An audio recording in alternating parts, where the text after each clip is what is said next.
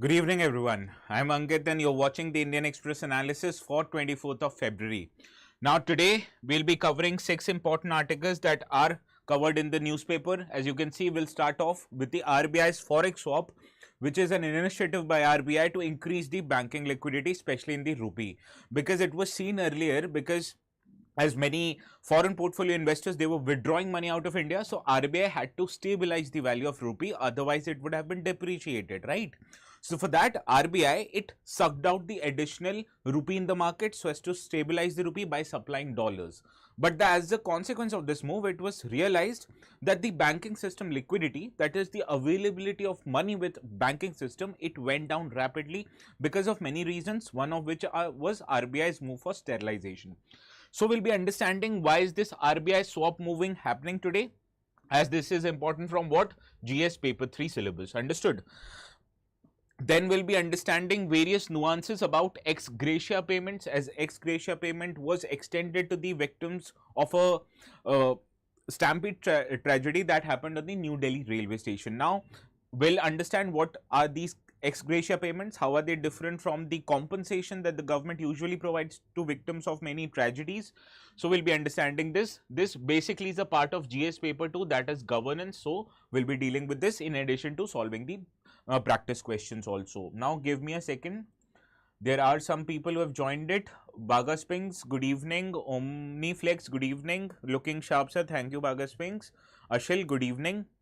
Now, as I was saying, this ex gratia payments, then we'll be understanding the 3-language formula. This 3-language formula is the middle of a controversy between the Union Education Minister and the CM of Tamil Nadu, Mr. M.K. Stalin. Because on one hand, Centre wants all the states in India to implement National Education Policy of 2020, which in a way promoted 3-language policy. On the other hand, Tamil Nadu is uncomfortable with implementing such kind of 3-language policy, and instead it follows 2-language policy. So we'll understand what is a 3-language policy, how it was brought forward in India, especially to deal with controversies and also oppositions of many states, which is important from which part of the syllabus? GS paper 2, as it deals with the social sector, particularly with respect to education. Understood? Then we'll be moving on to another article. It highlights that the death anniversary of Mr. Gopal Krishna Gokhale is on 19th of February. So there was this article in many newspapers highlighting his achievement. Now such kind of articles on an important functionary in the India's national movement, they are not so frequent. So whenever this comes in the newspaper or in any media for that matter, it gives us an opportunity to study about that person's life achievement, right? So we'll do this exactly today. And this is important from GS paper 1 syllabus, as the syllabus, if you look at it, it deals with personalities who played an important role in the Indian national movement. Then we'll be understanding a mini Arab summit that happened in Saudi Arabia, and how this mini Arab summit, it wants to change the politics of the region, particularly with respect to its sister organization known as the Gulf Cooperation Council. So these kind of bodies, sometimes they are asked in the question in prelims, so that is why we are going to refer to these bodies. Understanding first of all what is a mini Arab summit, and then dealing with the basic details about the Gulf Cooperation Council. Now these kind of bodies are important from international relations perspective, and if you look at the previous year questions also, you will find such multilateral bodies, they are there in the prelims. Then we'll be discussing about the missing growth strategy. This actually is a big article that appeared in the Indian Express newspaper, and it stated that despite India now is the world's 5th largest economy, but in terms of per capita income, India lags far behind, as it is currently categorized as a low middle income group country.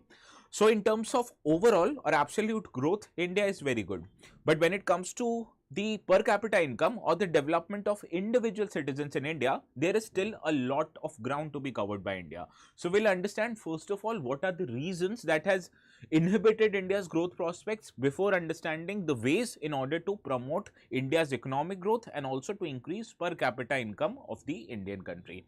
So this is our today's discussion. We'll follow this discussion with a particular practice question which is from a mains point of view, so please stay tuned to that discussion. Now, good evening Saujanya, good evening Lydia, good evening Balaji. Now, as usual, the notes, it will be available on my Telegram channel ATS Live. You can search the keywords ATS Live on the top right hand corner of your screen, or also you have an option to scan the QR code, which will take you directly to my Telegram channel. Now, please subscribe to that channel. There's also a way for you to add your answers or to submit your answers in that channel, as it helps me understand or understand the levels of your answer writing, and also it gives me the opportunity to suggest you ways in order to make your answer writing much more better, right? Because your overall intention is not just to clear prelims, you also have to get your name in the final PDF which is published by UPSC, which means your selection by the UPSC in various kinds of services. And for that, the main and the most critical component of your preparation, it is answer writing. And this is where I felt that many students, they fear answer writing, but you have to get this fear away, right, if you have to be successful in this exam. So for that, we promote or we encourage our students to start answer writing on a daily basis. So for that, we have presented a very good opportunity for you to use the learnings that I provide you in the session and submit the answers in the Telegram group, so that it inculcates the habit, first of all, of daily answer writing and helps you do away with the inertia that is associated with answer writing. Baga Springs, congratulations on 201k subscribers, sir. Congratulations to you also, Baga. You are one of those subscribers, I hope. Now, before moving on to our today's discussion, let us get away first of all the yesterday's question that I gave you as a homework with reference to Chhatrapati Shivaji Maharaj. Consider the following statement. He was the first Indian ruler to establish a naval force strengthening maritime security alongside the Konkan coastline. Now, Konkan coastline is the coastline on the Western Ghats, particularly between the areas of Maharashtra and Goa. So, the entire coastline, it is known as Konkan coastline. He was indeed the first Indian ruler who established the naval force which protected the Konkan coastline. Therefore, first statement is right. The second statement, Ashtpradhan was a military council consisting only of army generals who assisted Chhatrapati Shivaji Maharaj in warfare and battle strategies. Now, this Ashtpradhan was actually a council which had presence of many ministers responsible for administration, financing, military affairs. So, it was not just solely a military council body, rather it was a broad participation which included members from administration, finance, etc. All understood? So, therefore, second statement becomes incorrect. The third statement, Battle of Pratapgarh, was fought against the Mughal Empire, in which Shivaji Maharaj defeated Afzal Khan. Yes, this is correct, but it was not fought against Mughal Empire, rather it was fought against the Adil Shahi forces. Understood? So, therefore, third statement again becomes incorrect. Now, second and third incorrect, only first was right. We have to identify correct statement. Therefore, option A here is the right answer. No Baga Springs. Refer to the learnings in the last session. Option A is right.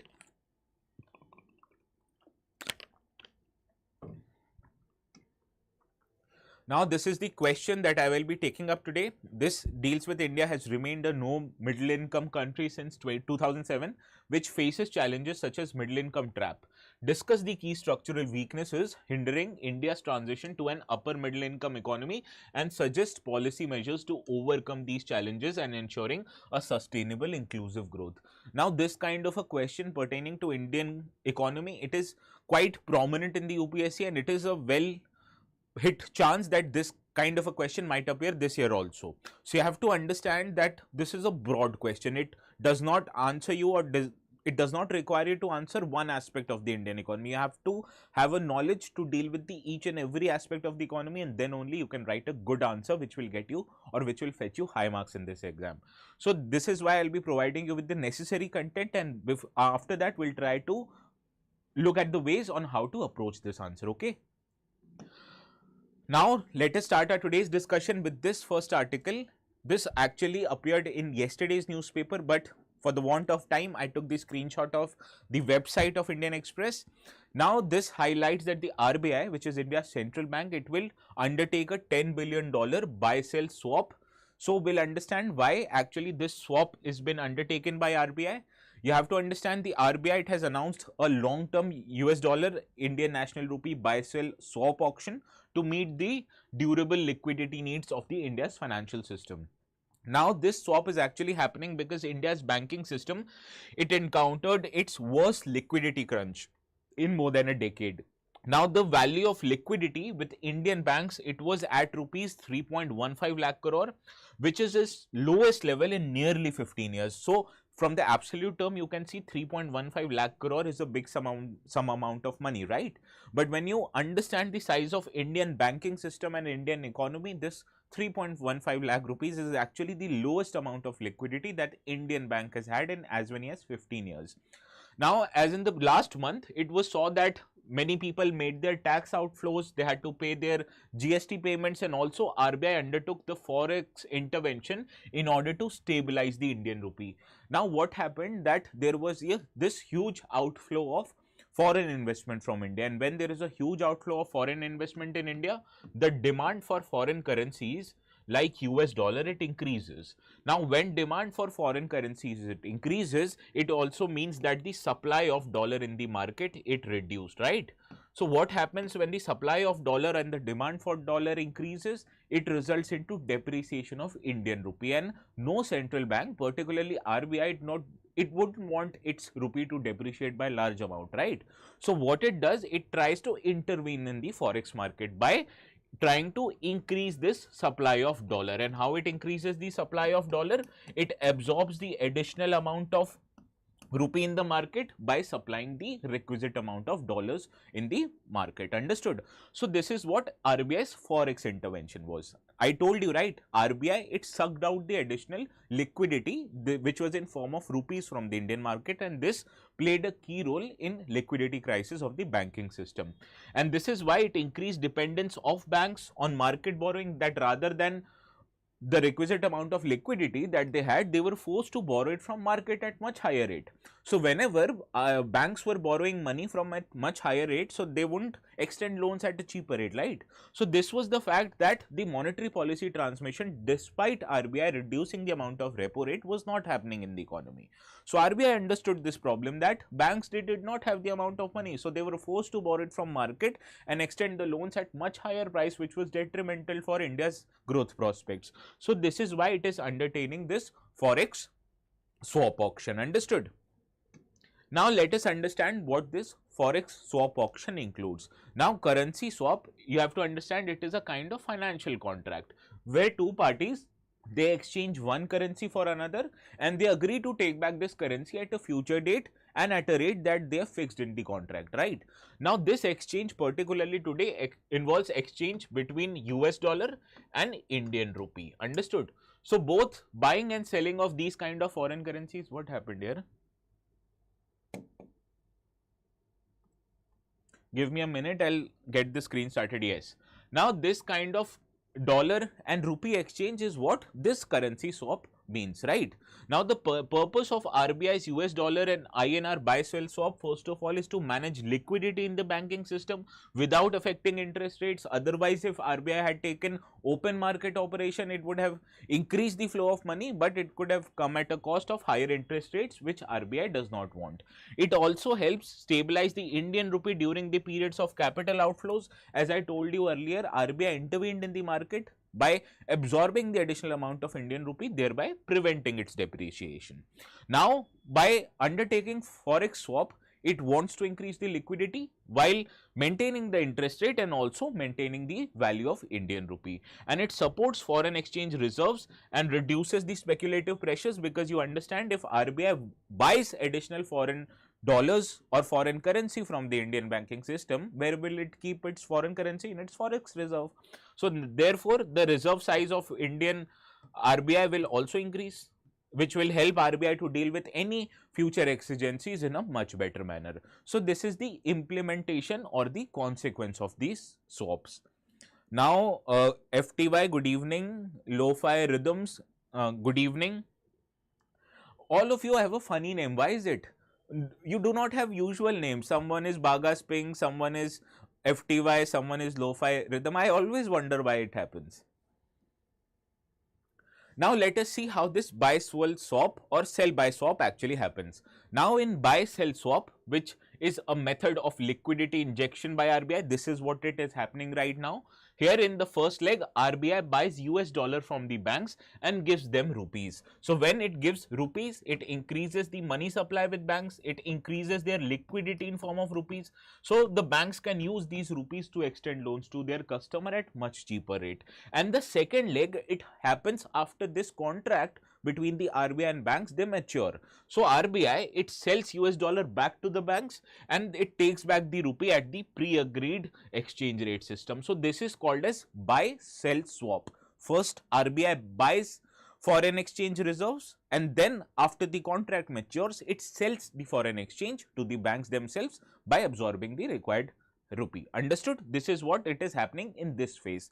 There is opposite side to it, that is sell by swap. In case banks, they have excess liquidity, so what RBI does is that it sells US dollars to the banks and takes rupees from the banks, and after this contract matures, in the second leg, after the tenor or the contract ends, RBI buys it back from the banks in form of US dollar and returns them back money. And this happens when RBI wants to absorb the excess liquidity in the banks. And what is happening now? RBI wants to inject additional liquidity with the banking. Deepak is real. No, Deepak, I did not tell you about your name. Other people have funny names. I am Divya. Good evening, Divya. Understood this topic? You have any doubt? No, right? So let us solve this question. Consider the following statements regarding buy-sell swap conducted by the RBI of India. Now, in the first leg of this swap, RBI sells US dollar to banks and absorbs liquidity from the banking system. What did I tell you about buy-sell swap? First, what happens? RBI buys US dollar from the bank. So it says RBI sells US dollar to the banks. It would be incorrect, and it increases the liquidity or it injects liquidity. Understood? It does not absorb rupee. Had it been sell by swap, then this statement would have been correct. The primary objective of this swap mechanism is to inject rupee liquidity into the banking system. Yes, this statement is right. First was incorrect. We have to identify correct statement. Option B here is the right answer. Baga Sphinx, if and when I clear pre, I will reveal my name, sir. Good resolution. I'll be looking forward for you to clear your prelims, and I hope every one of you clear your prelims, right? But you can do so only by watching such kind of a lectures daily, and after that studying it in the larger time. Okay. Now let us move to the second article. Yes, Ashil, you were right. Option B is correct. Now moving to the second article, this appeared in the explain section of the Indian Express newspaper, and it states that actually because of the stampede accident which happened in the New Delhi railway station few days back, as there was this large amount of crowd which was present in the New Delhi railway station and who wanted to go to Prayagraj to participate in Mahakumbh, but because of many factors, primarily because of large amount of people there or large amount of crowd there, they resulted into a stampede which resulted into death of few people. Now this is an unfortunate accident, an incident, but you can understand government is also considerate about this thing. So as a result, in many kinds, whenever such incidents happen, government extends some kind of compensation to the people. Now there are differences in the word compensation and the ex gratia payment, and in this case that is related to the victims of New Delhi railway stampede accident. Here the Ministry of Railways, they have disbursed ex gratia payments in cash to the next of kin of the victims of New Delhi railway station stampede accident. Now this has raised concerns over the mode of payment. So let us first understand what does this ex gratia payment means, and then we'll be able to understand, right, why is there a concern regarding this mode of payment. Now first of all, you have to understand what is an ex gratia payment. Now a payment which is made out of a moral obligation by any organization, that is an ex gratia payment. You have to also understand there is no legal liability. Just because the organization is considerate towards victim, it understands that although death is not replaceable, but you can lesser the burden of that death by providing them with some kind of a compensation which will at least at a part of it compensate the resultant death of a person, right? This has to be done. So that is why the railway did so. It is a show of government's goodwill after a tragic incident, without that the government is not admitting its own responsibility of the wrongdoing. So compensation on the other hand is something of a legal liability, but this ex gratia payment is just a considerate payment which is done out of a moral obligation. It is not a legal liability or an obligation on the government. Now no strict government guidelines are available on the mode of payment. Generally, these payments are made through bank transfers for transparency and accountability, and you can understand at this time people need money. They need money for last rites, they need money for everything else, right? So the government, it provides them in form of cash, and sometimes it is directly transferred into the bank accounts of the next of kin of the victims. Understood? Now let us understand the difference between compensation and ex gratia payment. I told you, right, ex gratia payment means a payment out of moral obligation or of a sympathy. It is not a legal obligation. So ex gratia payment, it means no legal obligation. Whereas on the other hand, compensation, if the government or any body is providing compensation, it means it is legally mandated for that body to compensate the loss for the victims. Now the purpose in case of ex gratia payment is showing moral support, demonstrating that the organization has goodwill, whereas in case of compensation, it is reparation for loss and damage. Now the examples of ex gratia payment is that government aids or gives people aid after disasters, particularly to the people who have lost their lives and also have gotten injured because of that disaster, whereas in case of compensation, it is court ordered damage and insurance claims. Understood the difference between the two?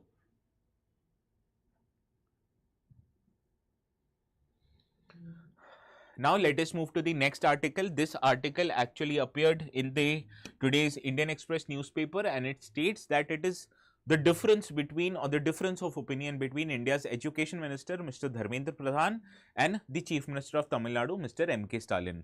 Now this is a political issue which has been going on in Tamil Nadu for many time. I was living in Tamil Nadu for 4 years, and I understood this nature is rather not educational, rather it is a political debate. Now for our exams perspective, this political tussle is not important. This is something has to concern with the political parties. What we have to understand are the context of today's article and how it is important for our exam, right? So in our context, let us understand, in a sharply worded reply to Tamil Nadu CM, the Union Education Minister has urged the state governments to rise above politics and prioritize the future of students over political narrative. And he's requesting the CM that and first of all, CM had written a letter to Prime Minister of India requesting the immediate release of about 2,152 crore rupees under the Samagra Shiksha Abhiyan scheme.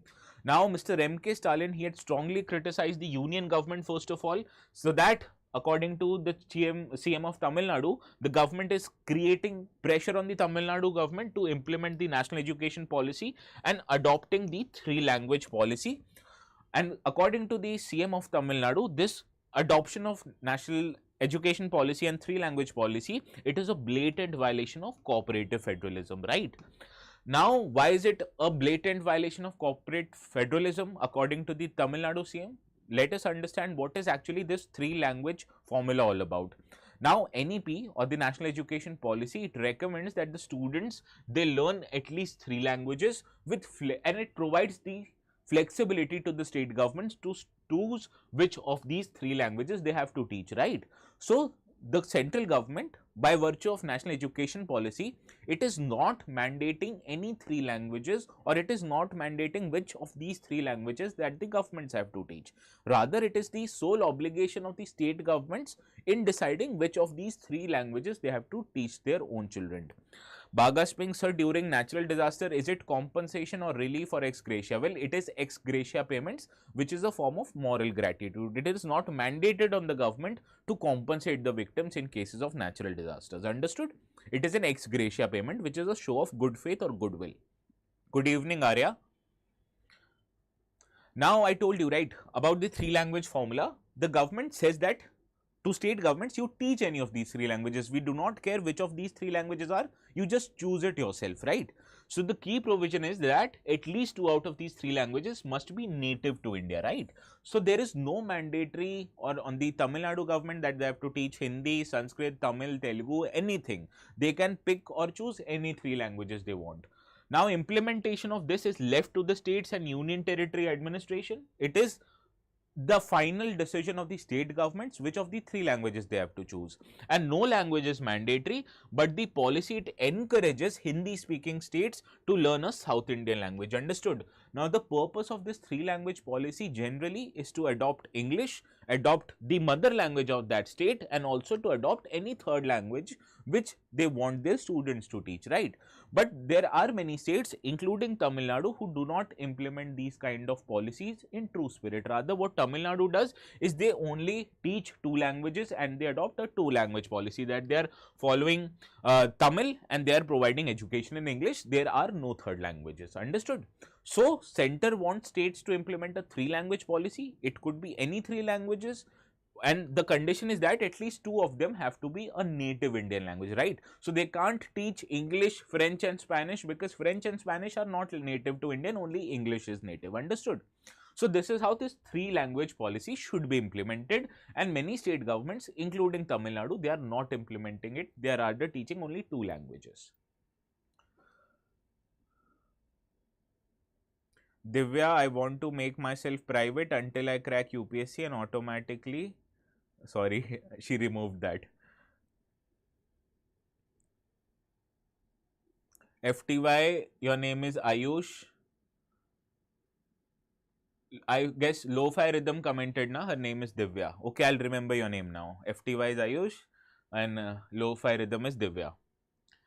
Now let us see if we are able to solve this question or not. Which of the following statements regarding three language formula under the NEP 2020 it is incorrect, right? So we have to identify incorrect of these four options. Now this policy allows states and union territories to decide which three languages to implement. Yes, this is correct.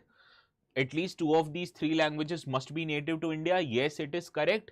Tamil Nadu follows a two-language system and has opposed the three-language formula. Yes, it is correct. So the third option is Hindi is a language mandatory for all schools across India. It is not incorrect. As the central government, it left it to the state government. That is, they are free to choose whatever three languages they have to implement under the three-language policy. Aditya, good evening. English is a native language, sir. See, English, although not a native language in India, it is widely prevalent in India. It is also mentioned in the constitution that it is one of the official languages. So you can't claim that English is something unheard of in India, and the states are free to implement English and it will not be considered as a non-native language. That is what I meant to say, right? Karnataka has a language policy. Well, every state has. I feel that states should also encourage other languages. If northern states, they should encourage southern languages. Similarly, southern should encourage northern languages. So the ultimate aim of the any government is to implement or make the students good enough to communicate in more than one language. Understood? Bhaga Spinks, I studied Sanskrit, Hindi and English. So did I, and Kannada in school. Good. So you're well versed in many languages, which is a very good quality. Karnataka and Andhra Pradesh, they have three language policies implemented from long ago, but sadly Tamil Nadu, they haven't.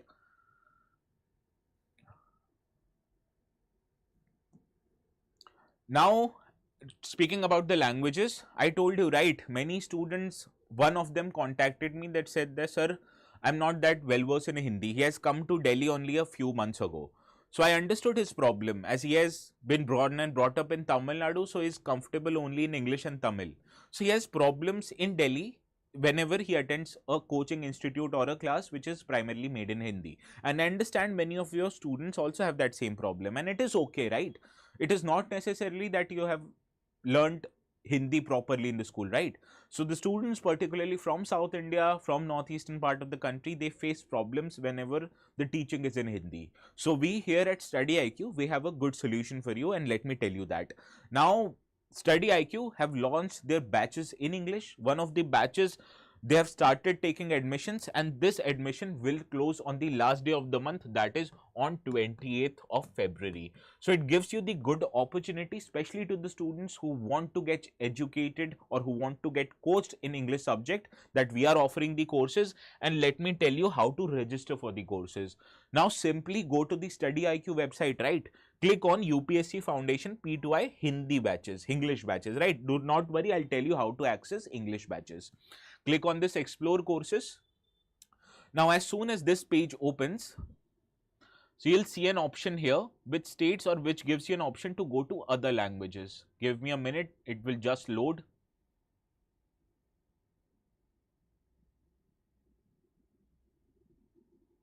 Now there is an option here. Why isn't it coming here? Let me refresh it.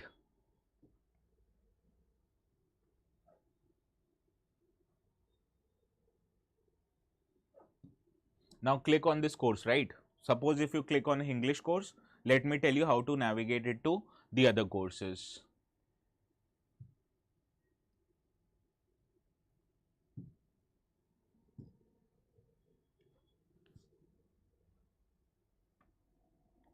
Now I told you, right, we are providing you with the option to even include the coaching in English languages. Just give me a minute, I'll demonstrate you how to register for our courses, right?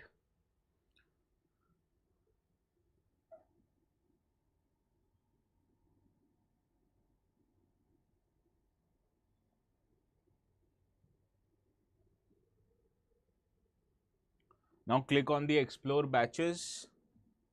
Let me see if I can spot it on my phone. Yes, see here. Now you have different options to demonstrate or take a look at courses which are available at different options. Now you scroll here, you will see UPSC IAS English, right? You can see here. So click on this UPSC IAS. Now it will provide you with the courses that are available solely in English, right? Especially for the students who are not comfortable in other languages. So click on this course, which is a P2I or a foundation batch course for 2026. Here you will be provided with study material, that is a sum total of 18 books, which will provide you with the necessary subject material for all the courses. Additionally, you will be provided class by expert teachers on each and every subject from start to end, as it will include prelims level knowledge, mains level knowledge, everything. And also to test your learning, you will have the prelims test series, mains test series, and also a 24/7 mentor support, which will provide you with adequate guidance, which is very necessary for UPSC preparation, right?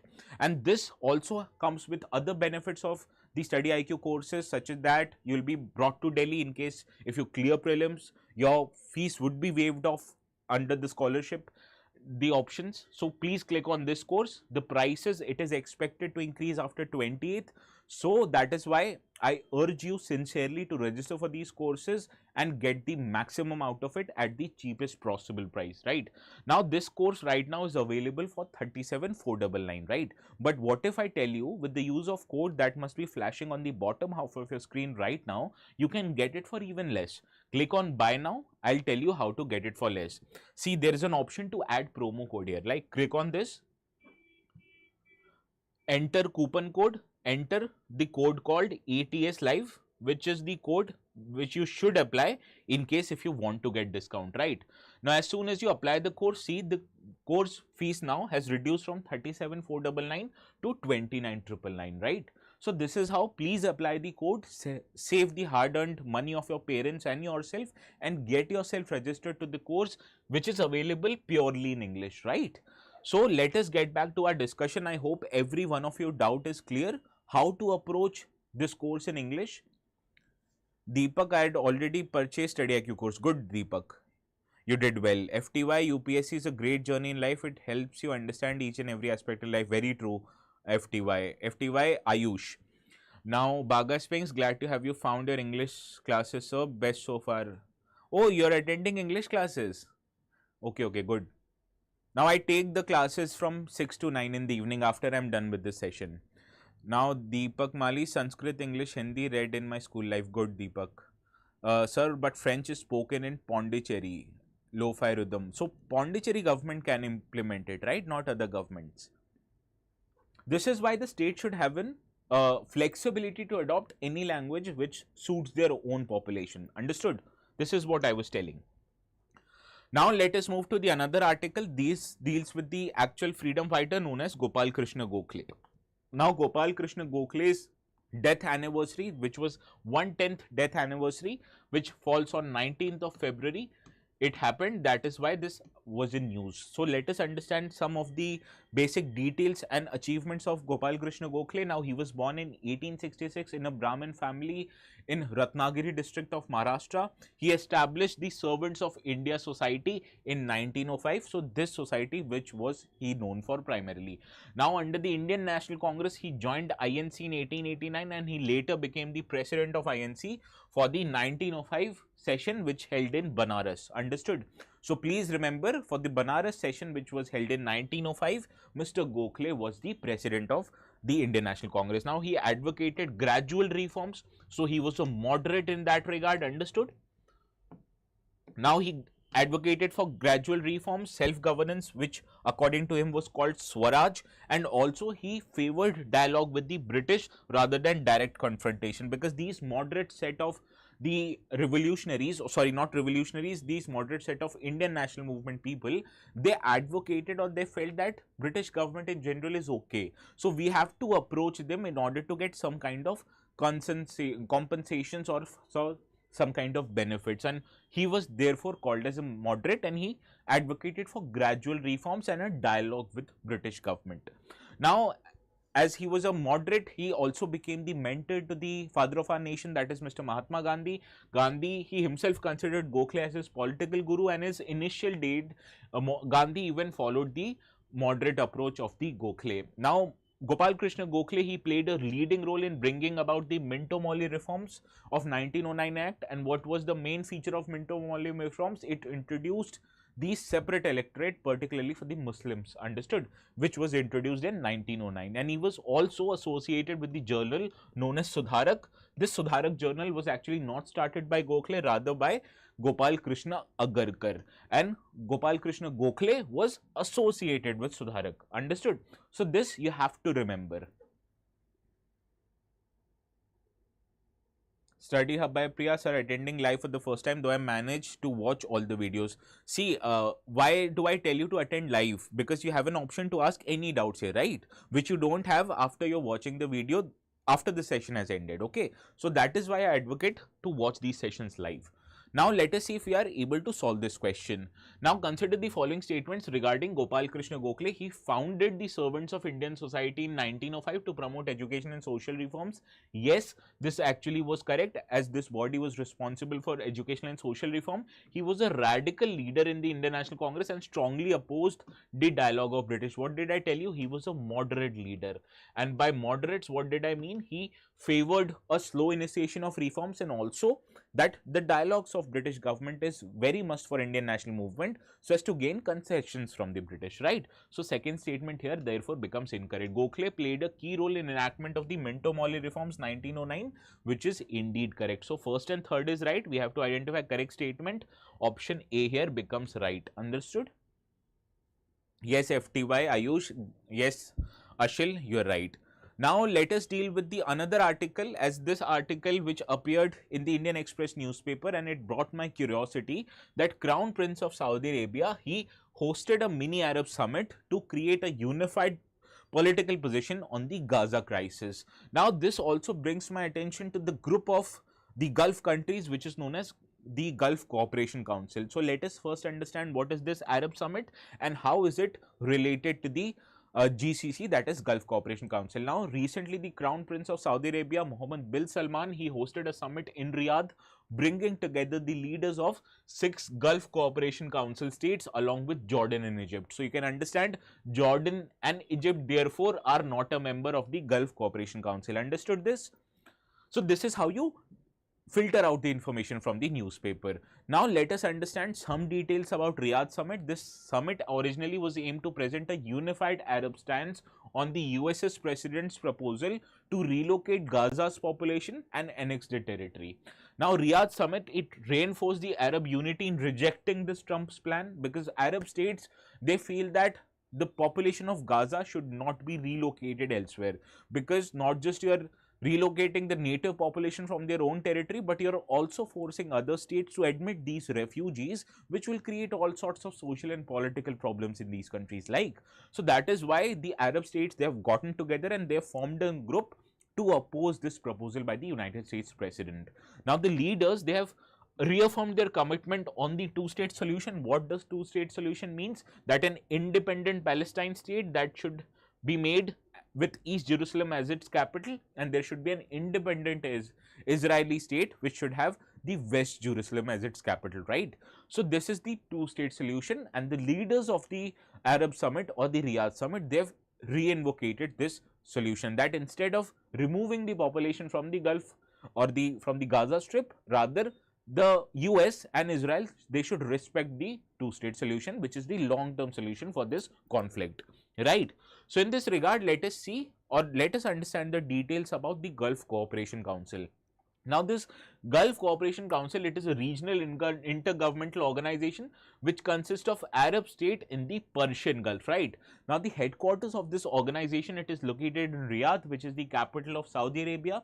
The member countries of this Gulf Cooperation Council are six: Bahrain, Kuwait, Oman, Qatar, Saudi Arabia and United Arab Emirates. So, naturally, Jordan and Egypt, which participated in the Arab Summit, they are not a part of Gulf Cooperation Council, naturally because they are not located near Persian Gulf. And the Gulf Cooperation Council's Supreme Council, it is the highest decision making body which makes the decision for the Gulf Cooperation Council. And this was established to promote economic, political and security and cultural cooperation among its members, right?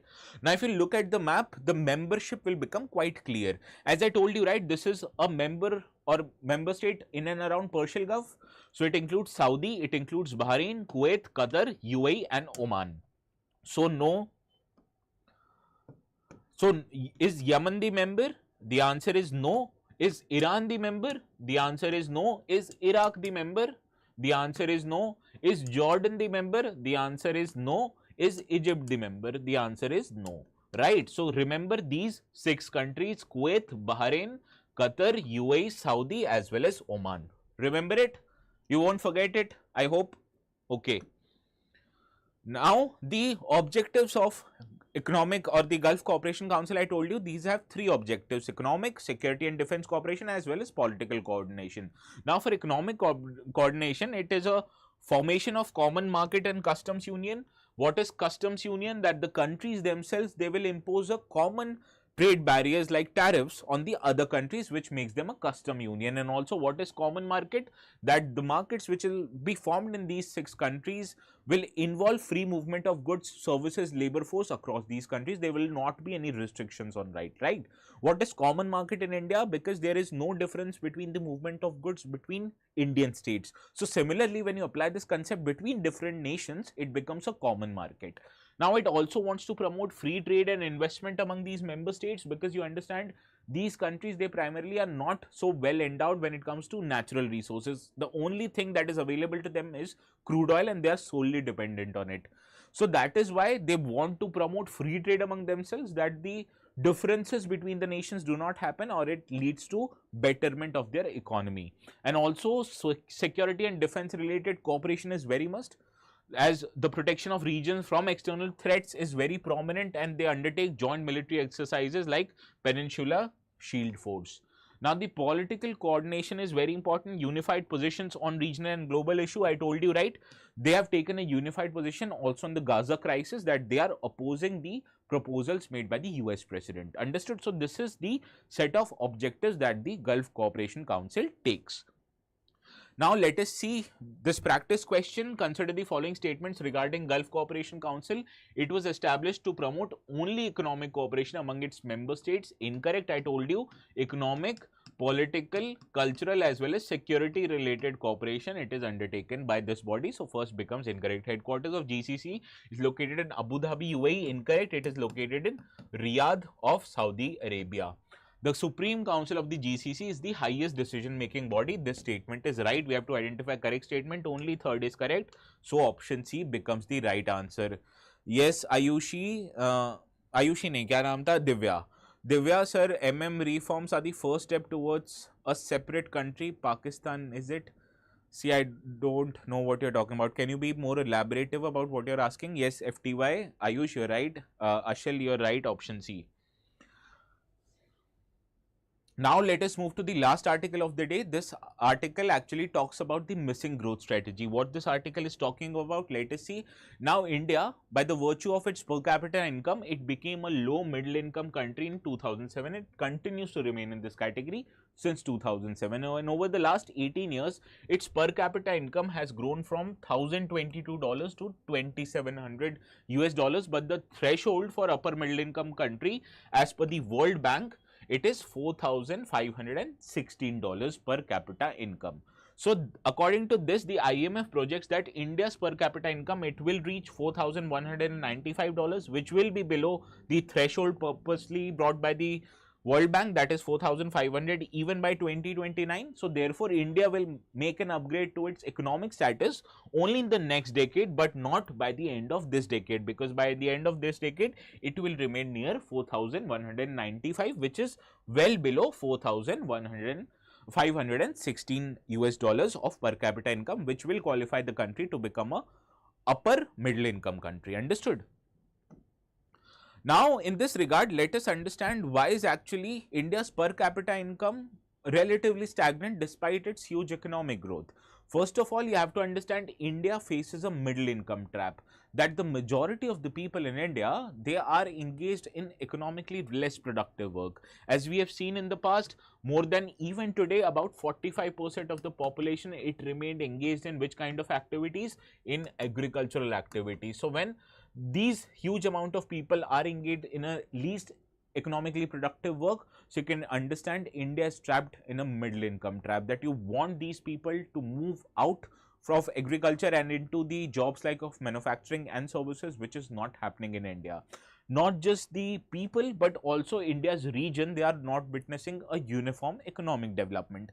On one hand, there are western states like Gujarat, Maharashtra, and southern states like Karnataka, Tamil Nadu, even Kerala.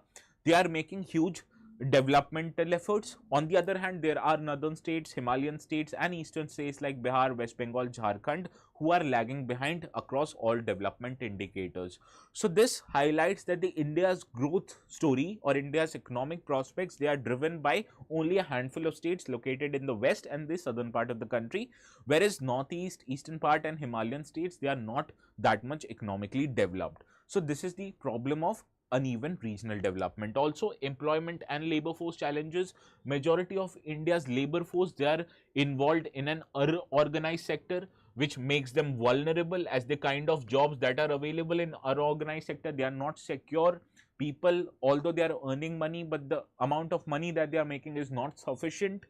Even of the people who are engaged in works like unorganized sector works like gig economy, or they're involved as a delivery boys of various apps, and they've registered as a taxi driver under Uber and Ola, they are not having any kind of social security benefits, that after they stop working, they'll not have a pension, they'll not have a social security for them. So that makes them vulnerable. As a huge labor force, they are involved in an unorganized sector rather than an organized or a gainful or a salaried employment. Also, in terms of human capital, India has made low investment when it comes to health, when it comes to education. India lags behind its peers in terms of investment per GDP, and also you'll see in terms of skilling efforts, India's workforce, only 15% of the workforce is skilled in any kind. And when it comes to formal skilling, only 5% of the workforce is formally skilled in India.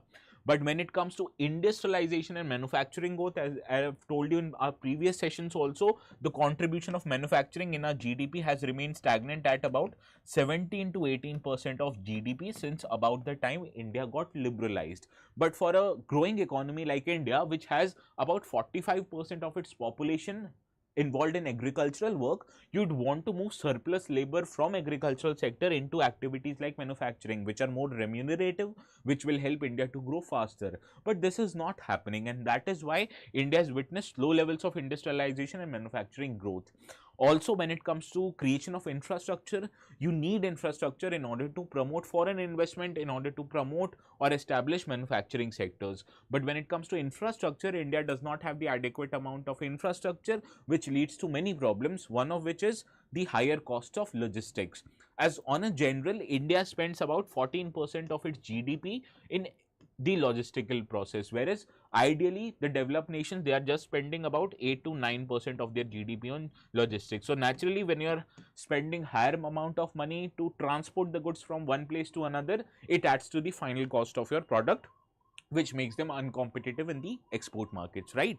And also, when it comes to fiscal challenges and rising inequality, you can understand the government themselves are involved in expanding or providing freebies to the customer. So first of all, it leads to various challenges of the government finances, that instead of creating infrastructure, government is spending its money on providing freebies, which could have been adequately providing education and also health related benefits to the population, which will enable them to become a better human capital.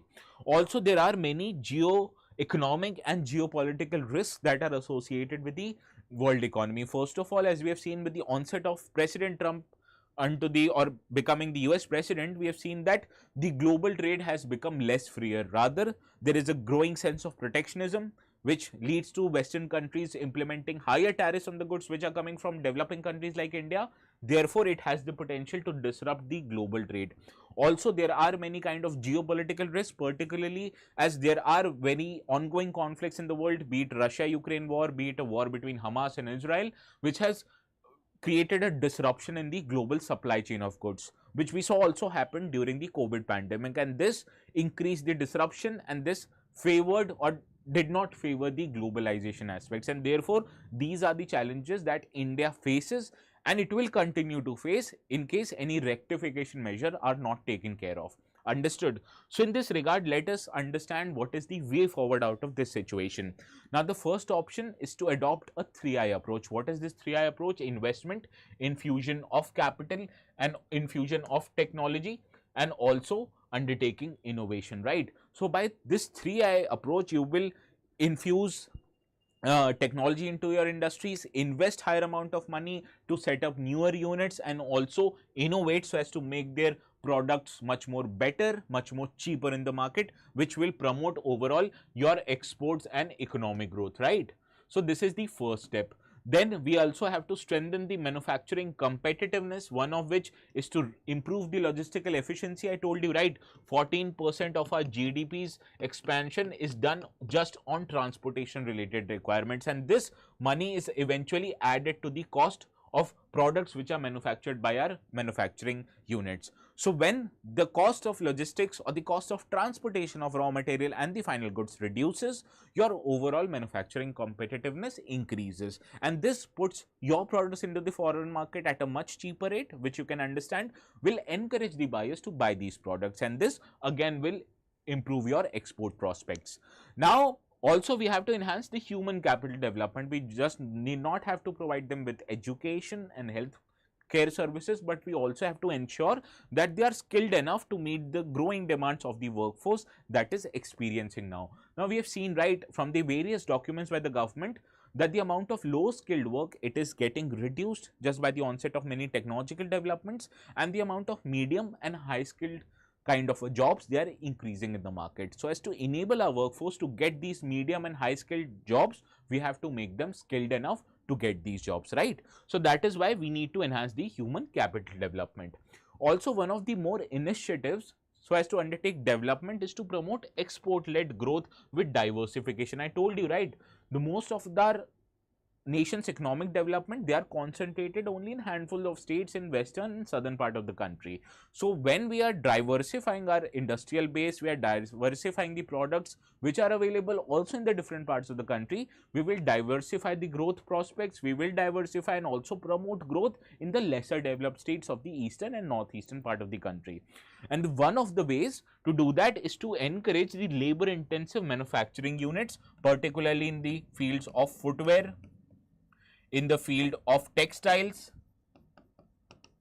So these industries, they have the potential to involve and to employ large amount of people, which is very necessary in order to promote the manufacturing sector and also to absorb the surplus labor from the agricultural force. And also this will lead to more exports in the foreign market. As we have seen, textile, which is a product of Bangladesh, it is witnessing many disruptions. So if we are able to tap this market for textiles, we will be not just exporting more, but we will be providing jobs to more people in our country. Also, to strengthen competition and leverage digital technologies, we will be innovating in our products. We will absorb the technology, which will help us not replace the labor, but to supplement the labor efforts. So we will be overall increasing the productivity of our labor by inculcating and developing high digital technologies and getting themselves involved in the manufacturing process. Understood this discussion? Now, this is the question that you have to write. You have to introduce your answer, and how you will introduce our answer? By providing what is the per capita income of India and why it is categorized as a low middle income group country and not the high middle income group country. Understood? So this is how you start your answer. Body of your answer will be determined in two different parts. First of all, you have to discuss key structural weaknesses, and then you have to suggest policy measures to overcome these challenges. So here you write weaknesses, and here you write the policy measures, right, that I have told you. Now, how you will conclude your answer? Conclude of your answer is that India wants to become a developed country, that is Viksit Bharat, by 2047, right? So for that, what it needs to do is to increase the per capita income of the country, and for that we need to develop of our economy. We just need not have to take economic growth, but it also should result into economic development, that is development for all, development by all, and development through all. Understood? So this is how you will conclude your answer. Now, one of the policy that we are adopting from now on, please submit your answers into the group, and I will only be evaluating those answers which are submitted into the group before 8 p.m. that day, right?